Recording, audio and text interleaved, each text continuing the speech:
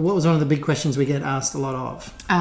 What do you have in your first aid kit, or what do you do when falls over? This doesn't just apply to dementia care as such. If you're living with anyone that's elderly and frail, one of these kits is going to be invaluable. Being able to learn how to treat some of the stuff at home is really, really important. Yeah.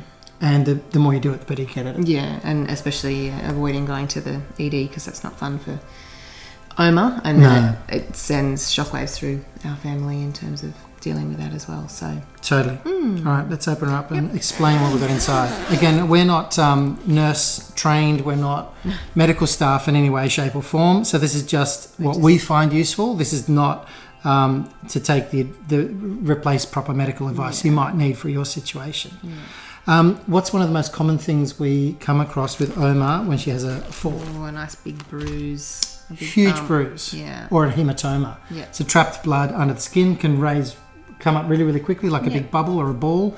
And for that, we need to apply some ice. Yeah. So sometimes you can't always race to the freezer and get a bag of frozen peas or vegetables. So we have these instant ice packs in a number of different shapes and sizes. They're really, really handy. What if she's fallen and stacked it and split a skin, had a skin tear? Well, you've got a nice little field kit here. So it's got gauze and the saline solution and stuff to make everything usable. It's got tweezers, but it's nice and compact in itself. So we use that really often. Absolutely. What do you call it? Sanitizer, yeah. Sanitizer. Yeah. Gel, so we can keep our hands clean. Wipes, you can't have enough of this stuff. A set of gloves, just disposable gloves, just so you can keep everything nice and safe as possible. So this is handy if someone's had a fall, just to clean the wound, if you like, or the skin tear, and also particularly if there's any dried blood on stuff and skin's caught up in it. One of the most important things to do is to keep the skin viable and alive, particularly with someone like Oma with old, frail skin. So by just irrigating it with this saline solution, you can still move the skin and get it back into place so that she doesn't have to find new skin to grow there. You can use the old skin and keep it viable. Disposable tweezers, sterile tweezers if you need to actually get in there and move skin around. Sounds a bit icky, but you're going to have to do it at some point. Hypoallergenic Band-Aids, so for something that's not too traumatic, just to throw one of those on, and then it'll probably not break the skin when you try to take it off.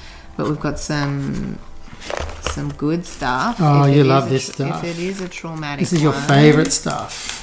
So this is like a silicone bandage. Once you put a silicone pad. Yeah, once you put skin back in place, this will go on like another set of skin, and it will hold things in place. It's like a perforated silicone gauze or something. Yeah. So it doesn't stay on the wound, it ends up coming off again. But it can stay on for 2 weeks, and you can have a shower with it, and the nurses will say like it's just amazing for the healing process. And totally. So rather than putting gauze direct on an open wound, you put this stuff, you fix it up best you can, you put this over the top, it sticks to the skin and keeps it all nice together.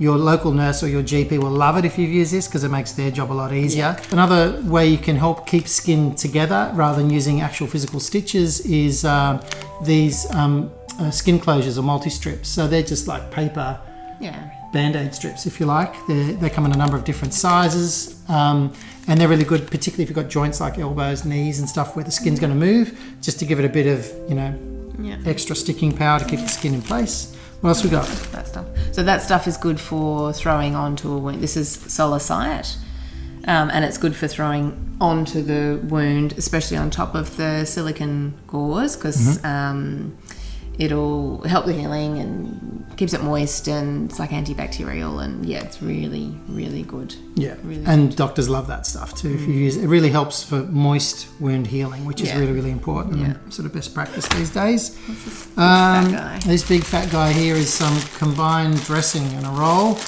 Again, we find, depending, you never know how big or small someone's injury is going to be. So if you've got a roll of this stuff, you can just cut it off to length.